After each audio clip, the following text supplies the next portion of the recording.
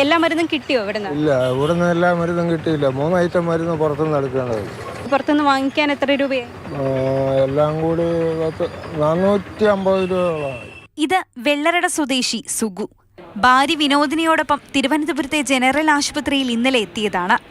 പ്രമേഹത്തിനും രക്തസമ്മർദ്ദത്തിനുമായി വിനോദിനിക്ക് doctor 6 മരുന്നുകൾ എഴുതി. 3 എണ്ണം ആശുപത്രിയിൽ നിന്ന് ലഭിച്ചു. ബാക്കി 3 എണ്ണം പുറത്തുനിന്ന് വാങ്ങണമെന്നായിരുന്നു സുഗുവിന് കിട്ടിയ നിർദ്ദേശം. ശംഖുമുഖം സ്വദേശി സുധയ്ക്ക് പറയാനുള്ളതും ഇതേ അനുഭവം തന്നെ. തൈറോയ്ഡ് രോഗത്തിന് എഴുതിയ 6ൽ 3 മരുന്നുകളും ആശുപത്രിയിൽ സ്റ്റോക്കില്ല.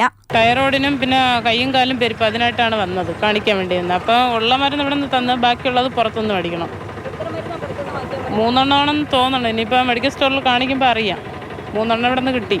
ഇത്തരത്തിൽ നിരവധി പേർക്കാണ് തലസ്ഥാനത്തെ സർക്കാർ ആശുപത്രികളിൽ മരുന്നില്ലാതെ പുറത്തുനിന്ന് ഭീമമായ തുകയ്ക്ക് മരുന്നുകൾ വാങ്ങിക്കേണ്ടി വരുന്നത്.